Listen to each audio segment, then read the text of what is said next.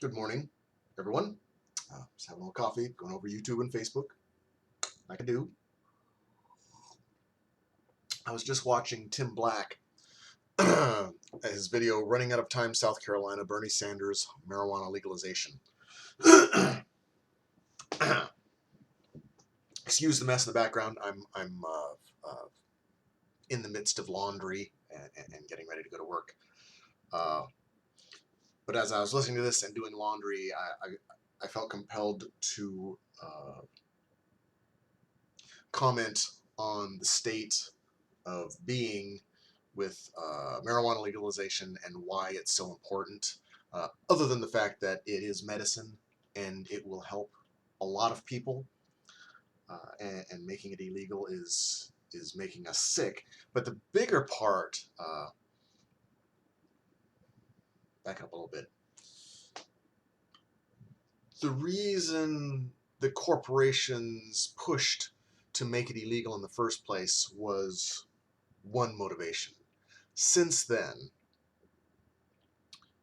different parties have discovered that they can use this tool, and they already knew, but they could use this tool as well as other tools to suppress the vote and control the population.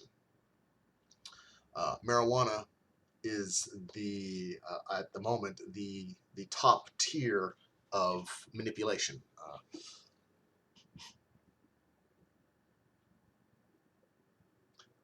Police and authority figures who are racist use marijuana to exert their racism on the population. Should be fairly obvious by how many young black men are in prison versus how many young white men are in prison.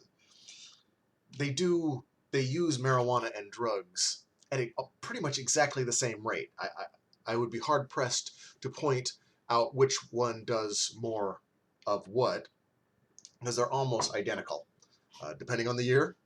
But the young black prison population is much higher because they go after the black people in the black neighborhoods, and predominantly, and it's not just because they're black. Obviously, it's also because those tend to be the poorer communities.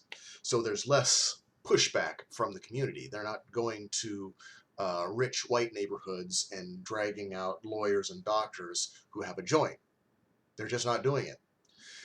The added benefit that Republicans, and this is my big beef, and this is why I think it is even more important to get Bernie Sanders in office, is that the Republicans and conservatives use that racism and use the drug war, marijuana being illegal, to affect the vote.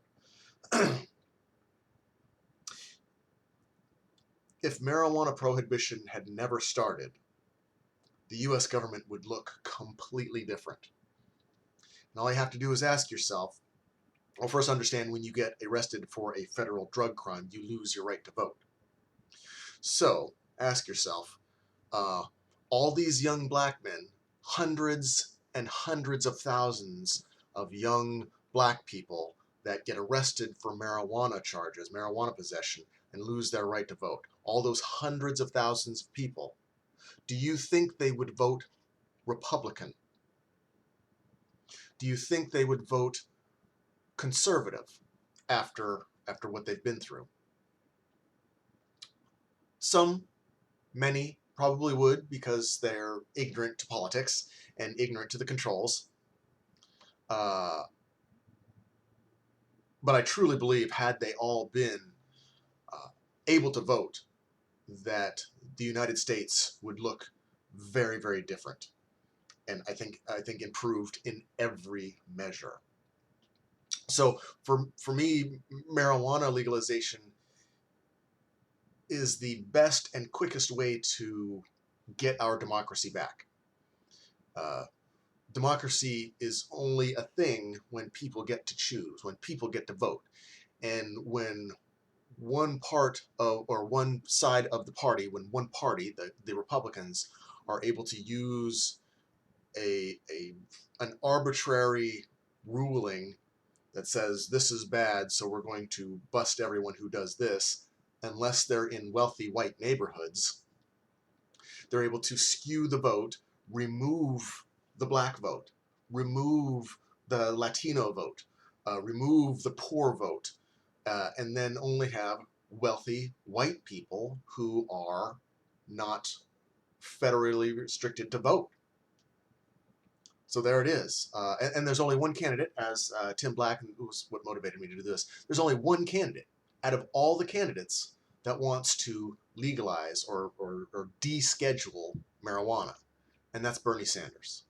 So if you care at all about your democracy, if you care at all about ending the drug war or personal freedom, if you are a libertarian of small government, keep government out of our business as long as we're not hurting anybody else type of person, Bernie Sanders is your only choice. Peace. Feel the burn.